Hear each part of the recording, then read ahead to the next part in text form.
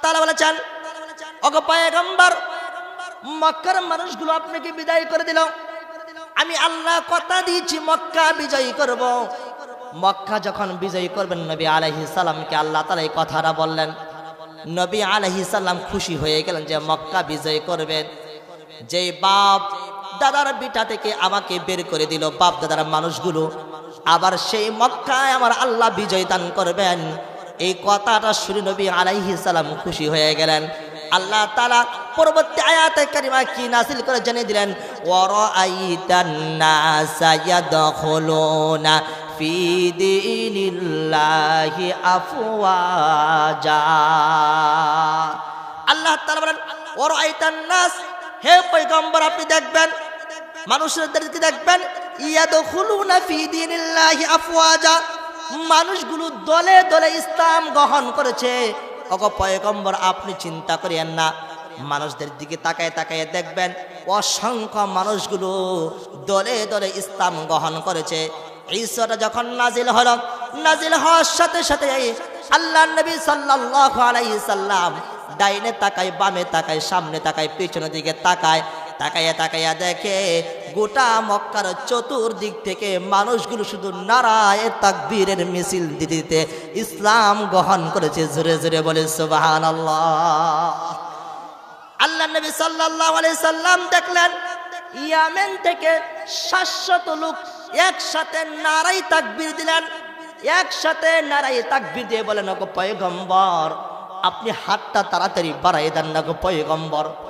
মক্কার জমিনে আসতে চেয়েছিলাম, মদিনার জমিনে যেতে চেয়েছিলাম, ওগো পয়গম্বর জালেমদের কারণে, বেঈমানদের কারণে আপনার হাতে হাত রাখতে পারি নাই গো পয়গম্বর। আজকে যেহেতু আমার আল্লাহ বিজয় লাভ করেছে, ইয়েমেন থেকে আমরা 700 মানুষ, 700 মুসলমান একসাথে হইলাম। ওগো পয়গম্বর আমরা এই জালেমদের কারণে এতদিন মুখ খুলে কথা বলতে পারি নাই, জবান খুলে কথা বলতে পারি নাই। পয়গম্বর আপনি নারাজ হয়েন না, আল্লাহ যেহেতু সূরা নাজিল করেছে এই জন্য আল্লাহ বলেছেন বিজয় দান করবেন।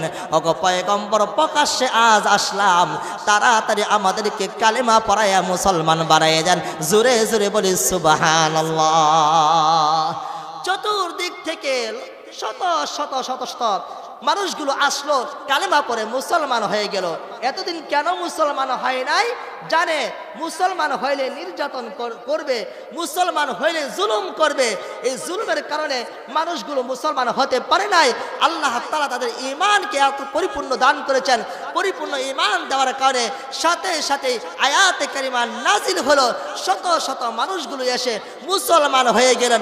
ঈমানের পাওয়ার গোটা মক্কাতে আল্লাহ তাআলা, গোটা মক্কার জমিনে শুধু একই আওয়াজ, নারায়ে তাকবীর, আল্লাহু আকবার, এই স্লোগানের আওয়াজ কম্পিত হয়ে গেল। সুবহানাল্লাহ।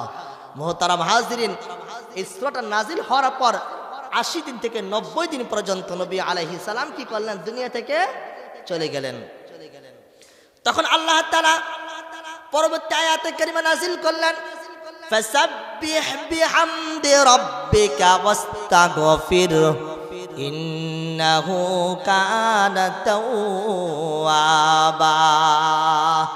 আল্লাহ তাআলা বলেন আপনি আপনার পালনকর্তার পবিত্রতা বর্ণনা করুন এবং রবের কাছে ক্ষমা প্রার্থনা করুন এবং নিশ্চয়ই তিনি ক্ষমাশীল। বলেন আপনারা আমার জীবনের গুনাহগুলো ক্ষমা করতে পারেন কে? জবান খুলে বলি কে ক্ষমা করতে পারেন?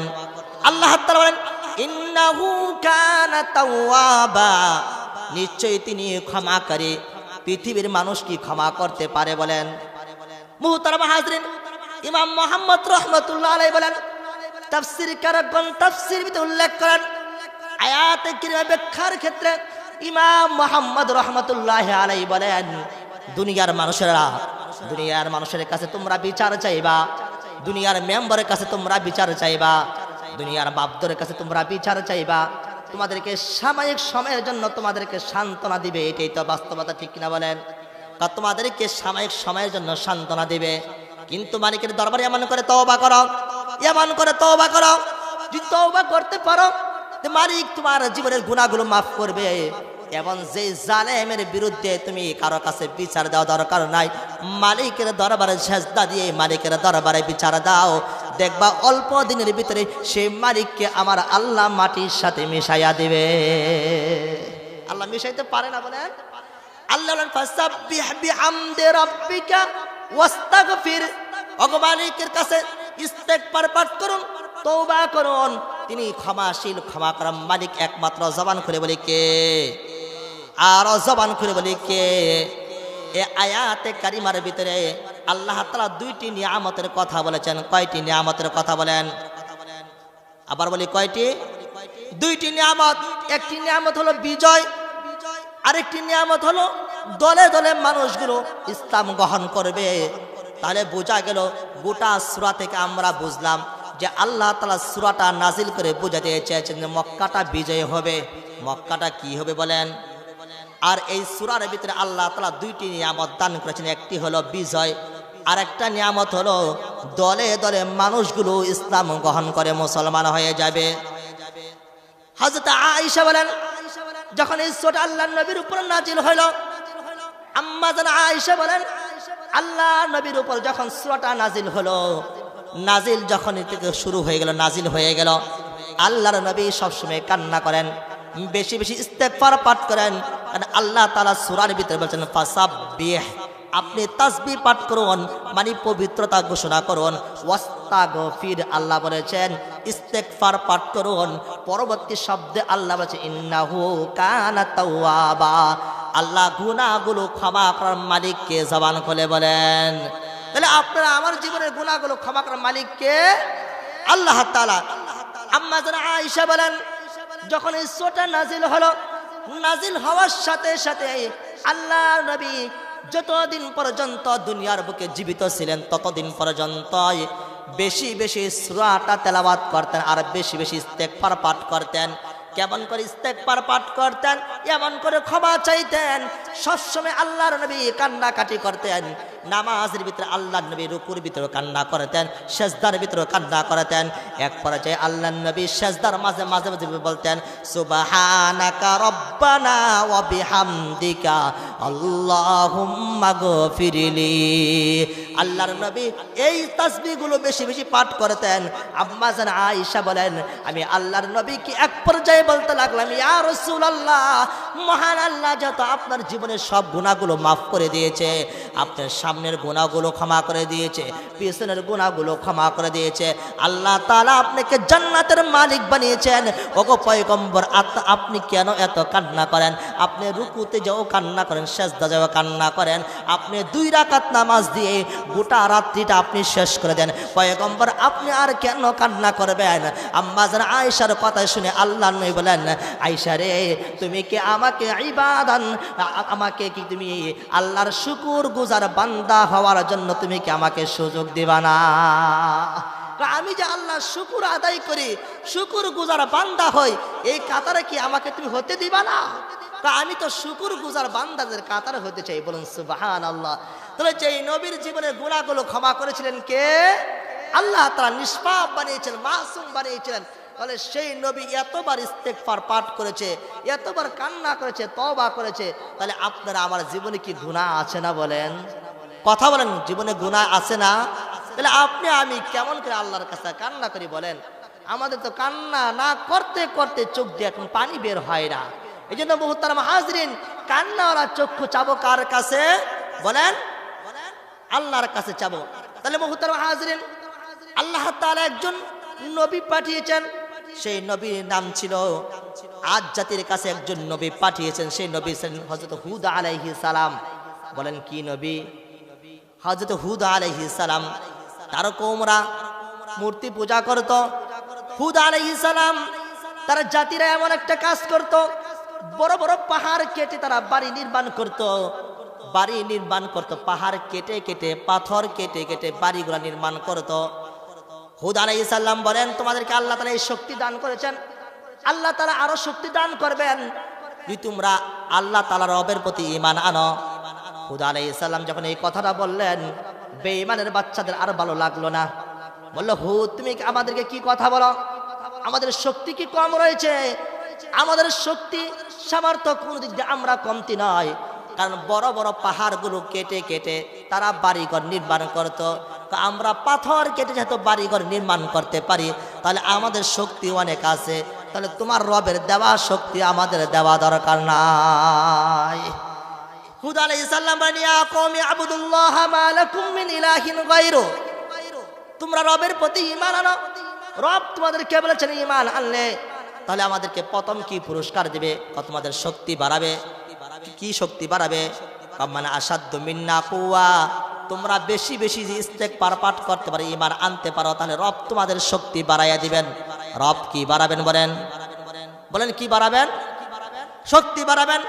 আল্লাহ তাআলা বলেন, যারা ইস্তেগফার পাঠ করবে, যারা ইস্তেগফার পাঠ করবে, নারী হোক পুরুষ হোক, আমি আল্লাহ তাদের সকলের মনের আশাগুলো পূর্ণ করব। তাফসীর কারকগণ তাফসীর ভিতরে উল্লেখ করেন, হাদিস ভিতরে নবী আলাইহিস সালাম বলেন, আমি অসংখ্যবার ইস্তেগফার পাঠ করতাম, কারো সন্তান হয় না, সে কি পড়বে? বেশি বেশি ইস্তেগফার পাঠ করবে। কারো রিজিকের অভাব, ইস্তেগফার পাঠ করবে। কারো জান্নাতে যাওয়া দরকার, জান্নাতের জন্য ইস্তেগফার পাঠ করবে। কারো বেশি গুনাহ হয়েছে, বেশি বেশি ইস্তেগফার পাঠ করবে। আল্লাহ তাআলা বলেন, কুল ইয়া ইবাদিয়াল্লাযীনা আসরাফু আলা আনফুসিহিম লা তাকনাতু মির রাহমাতিল্লাহ, বান্দা তোমার গুনাহ হয়েছে, তোমার গুনার জন্য তওবা করো, গুনার জন্য ইস্তেগফার পাঠ করো, গুনার জন্য তুমি ইস্তেগফার পাঠ করো। বেশি বেশি ইস্তেগফার পাঠ করার কারণে আমি আল্লাহ তাআলা তোমার জীবনের গুনাহগুলো আমি আল্লাহ মাফ করে দেব। বলুন সুবহানাল্লাহ। আল্লাহ তাআলা বলেন, ফাকুলতু আস্তাগফিরু রাব্বাকুম ইন্নাহু কানা গফফারা ইরসিলিস সামাআ আলাইকুম মিদরারা। আল্লাহ তাআলা কোরআনের কারীমের ভিতরে বলেন, ইস্তেগফার পাঠ করা দ্বারা এক নাম্বার তোমার জীবনের গুনাহগুলো মাফ হবে। বলেন এক নাম্বার কি হবে? বলেন কথা বলি, এক নাম্বার কি হবে?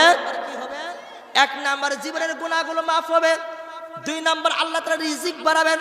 দুই নাম্বার কি বাড়াবেন? বলেন আল্লাহ রিজিক বাড়াবেন। তিন নাম্বার আল্লাহ তাআলা মাল বাড়িয়ে দিবেন। তিন নাম্বার আল্লাহ কি বাড়াবেন? মাল বাড়াবেন। চার নাম্বার আল্লাহ সন্তান দান করবেন। পাঁচ নাম্বার আল্লাহ জান্নাত দান করবেন। ছয় নাম্বার আল্লাহ শক্তি দান করবেন। তাহলে বোঝা গেল সমস্ত রোগের একটাই ওষুধ, বেশি বেশি ইস্তেগফার পাঠ করা। ঠিক কিনা বলেন? সমস্ত রোগের একটাই ওষুধ, বেশি বেশি কি করা? বলেন ইস্তেগফার পাঠ করা। আল্লাহ তাআলা বলেন, ফাকুলতু আস্তাগফিরু রাব্বাকুম ইন্নাহু কানা গফফারা ইরসিলিস সামাআ আলাইকুম মিদরারা ওয়া ইউমদিদুকুম বিআমওয়ালিন ওয়া বানিন। আল্লাহ তাআলা আয়াতে কারিমার ভিতরে বলেন, ইস্তেগফার পাঠ করা দ্বারা আমি আল্লাহ তাআলা এক নম্বর তোমার জীবনের গুনাহগুলো মাফ করব। দুই নম্বর তোমার রিজিককে বাড়িয়ে দেব। তিন নম্বর তোমার মালকে আমি আল্লাহ বাড়িয়ে দেব। চার নম্বর তোমার সন্তান দিব। পাঁচ নম্বর জান্নাত দিব। ছয় নম্বর তোমার শক্তি বাড়াইয়া দিব। তাহলে আমাদের বেশি বেশি ইস্তেগফার পাঠ করা দরকার আছে কিনা? বলেন দরকার আছে না? তাহলে বেশি বেশি যখন আমরা সময় পাই কি পড়ব? আস্তাগফিরুল্লাহ। সকলে জবান খুলে বলি আস্তাগফিরুল্লাহ, আস্তাগফিরুল্লাহ, আস্তাগফিরুল্লাহ, আস্তাগফিরুল্লাহ রব্বি মিন কুল্লি যামবি ওয়া আতুবু ইলাইহি লা হাওলা ওয়ালা কুওয়াতা ইল্লা বিল্লাহিল আলিয়্যুল আযীম। তাহলে আমরা বেশি বেশি ইস্তেগফার পাঠ করতে পারবো না ইনশাআল্লাহ বলে? হ্যাঁ, যে যখনই সময় পাই বেশি বেশি ইস্তেগফার পাঠ করব, আল্লাহর কাছে ক্ষমা চাবো। আল্লাহর নবী সাহাবী হযরত আবু হুরায়রা বলেন, আমি প্রতিদিন 12,000 বার ইস্তেগফার পাঠ করতাম। কয় হাজার বার? বলেন আবু হুরায়রা রাদিয়াল্লাহু তাআলা বলেন, আমি